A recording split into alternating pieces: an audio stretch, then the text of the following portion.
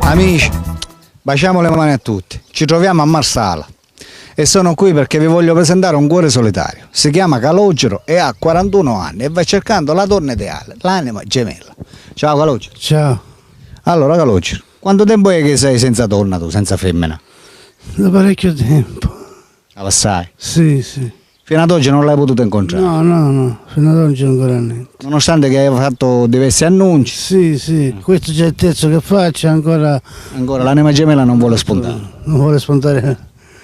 Vabbè Calogero, parlaci un poco di te. Sei qua la solitudine. Che vita fai? Queste cose. Io abito qua a Marsala, da parecchi anni che sto qua a Marsala, abito a Partanne, che è il mio paese, sto a Partanne, da parecchi anni che sto qua. Quindi tu sei originario di Partanne? Sì.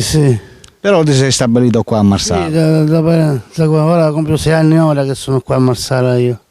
Sì. Io onestamente voglio cercare la...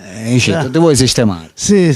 Va bene, tu ti puoi spostare, sei motorizzato, la macchina? La macchina non ce l'ho. La macchina non ce l'ha? No, questa non ce l'ho. Hai un motorino? No, niente. Niente, sei a piedi? Sì. Però non è importante, l'importante è la salute. Sì, è importante questo. Esatto.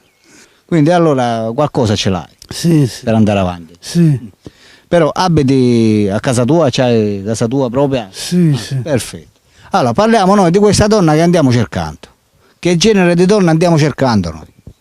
Una donna che sia disposta a stare con me, che mi rispetti, che può stare per tutta la vita con me, non so. Tu sei completamente single, giusto? Sì. Non sei mai stato sposato? No, mai. Esatto. Vabbè, questa donna che deve essere single oppure accetti anche una donna che abbia avuto qualche storia, che ha qualche figlio, non lo so. Adesso anche separata me la prendo, non ha importanza questo. Cioè, l'importante è che tu trovi la persona che insomma che te la passi bene. Sì. La persona che ti vuole bene. L'importante è che mi rispetti, questo io cerco. Vabbè, parliamo ora dell'età, Calogero. Tu hai 41 anni, Sì. Esatto. Questa donna da che età deve partire per andare a finire? Facciamo dai 30, massimo ai 50. Dai 30 ai 50. No. Preferenza di città non ne hai? No. Da qualsiasi parte? Va bene. Vabbè.